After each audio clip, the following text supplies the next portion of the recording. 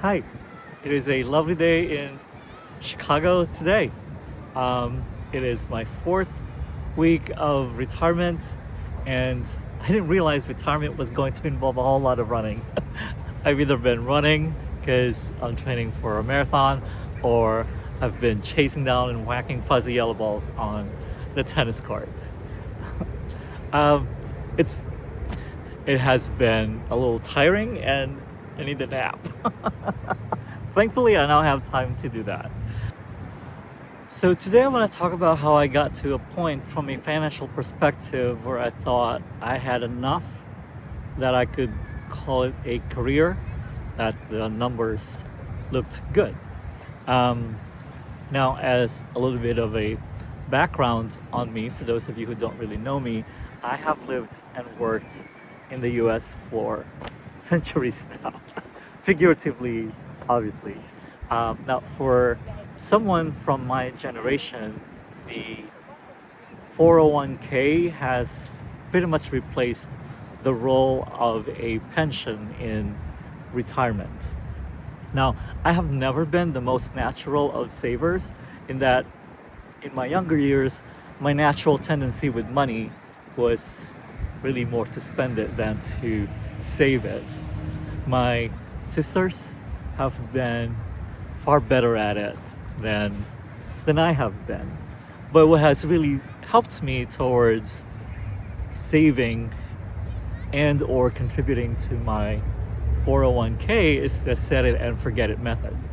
So for years and years, I just always contributed the maximum allowable or allowed amount that I could.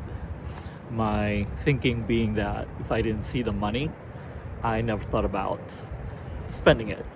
And for years, yeah, I didn't really see the money except to see it as a line item on my paycheck or my pay stub as a contribution to my 401k account. And for years, I didn't even check the balance on that 401k account. I just contributed and that's it. Because my thought was I was years and years away from retirement anyways. Didn't really much think about the 401k until a few years ago when the idea of retiring started, taking shape in my head. Now, I will admit that there have been a few things that have allowed me to save as much as I could on my 401k.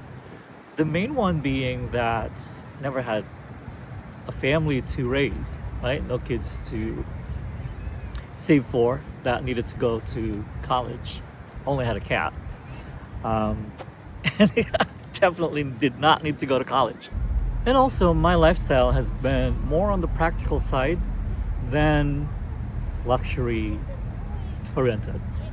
I mean, I spent money on things that I needed, things that I really wanted, but I never really felt the need for, the most expensive stuff. So that's really helped. So yeah, the biggest chunk of my savings have gone towards my 401k account. But I also recognize that I can't get to that money penalty free until 59 and a half, which is, 59 and a half years old, which is a few years into the future for me. So I also forced myself to set aside money that I can quite easily get my hands on, right? So like for the next 5.5 years, I'll be living off of my savings and whatever little investments that I have.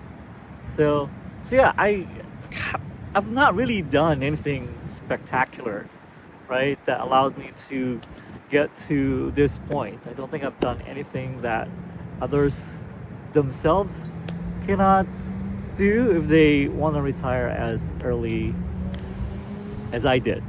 So if that's a goal that you have.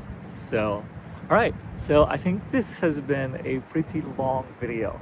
So I'm gonna end it here. So thanks for watching, and I'll see you on the next one. All right, take care. Bye bye.